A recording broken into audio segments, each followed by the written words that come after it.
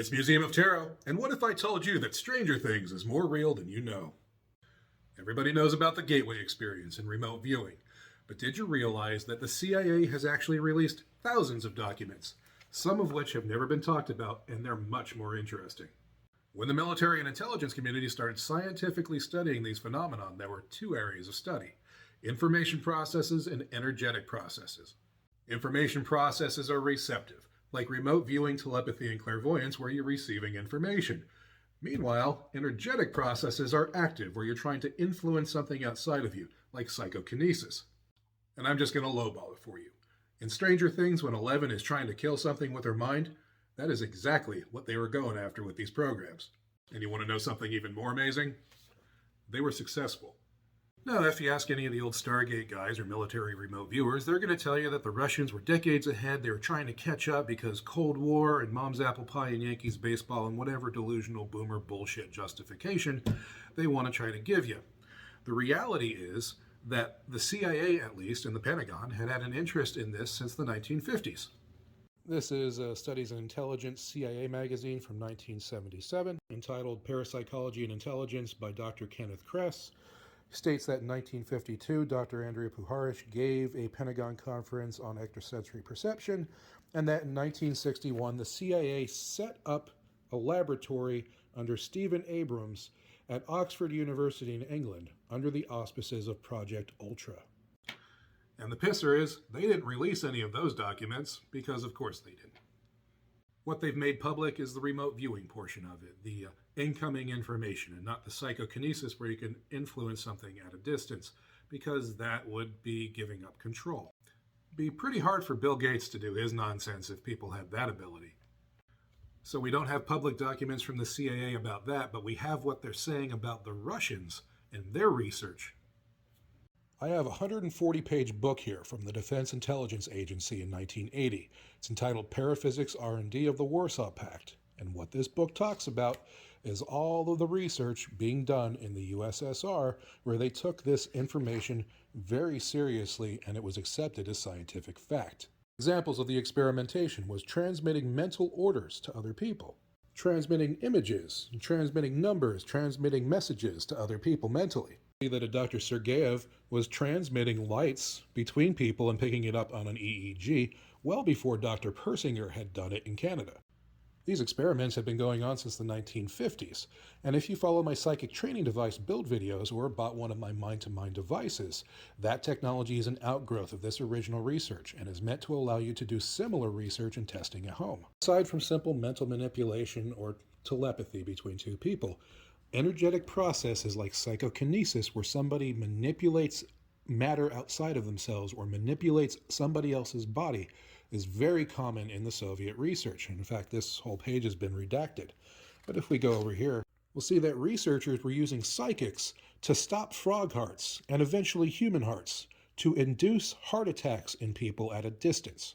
Not only was this research replicated many times by many different researchers, it was published and spoken about publicly.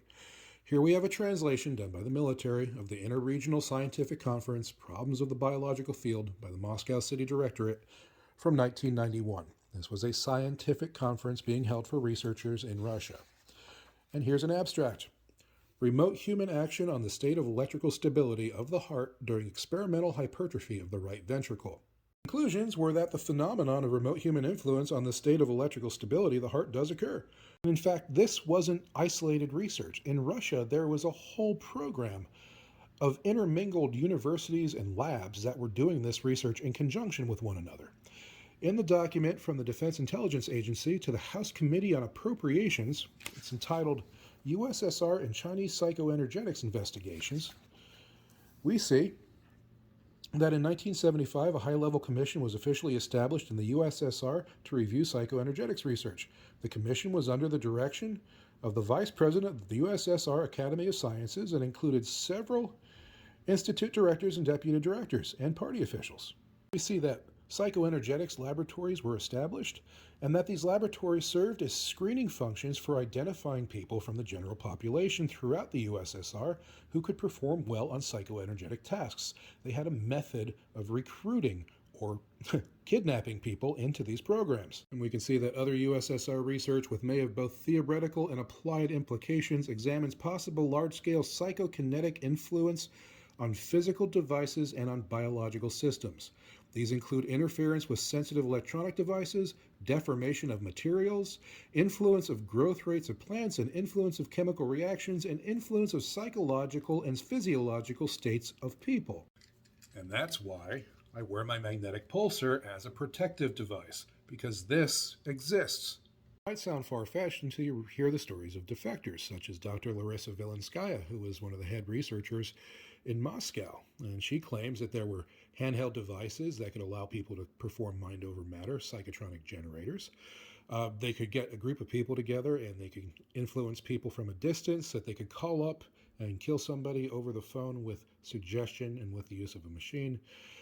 And that sounds very far-fetched until you see the list of questions that they were asking people when they defected from these programs, such as, what do you know about the use of parapsychological capabilities for controlling targeted people or making them ill? And also, there was a secret facility called N1 in Novosibirsk where they were doing this research. So, hey, there's your Russian version of the Hawkins lab. Now, as with most things in the intelligence community, you don't know what's information and disinformation. These were internal documents. I have faith that these are accurate, as they were using them internally. But they have us talking about remote viewing and the gateway experience. They have us in this conversation here, but nobody's talking about the big dark area here of where's the psychokinesis research? Where's the research from the other labs besides Stanford Research Institute? So this was a rundown of what they were doing in the Soviet Union. In the next video, I'm going to go into some of the crazy anomalies I've run into about what they were doing domestically. But if you have any questions, ask in the comments and I'll do a Q&A video. And if you want any of these documents, sign up for my mailing list and I'll be putting them on the website.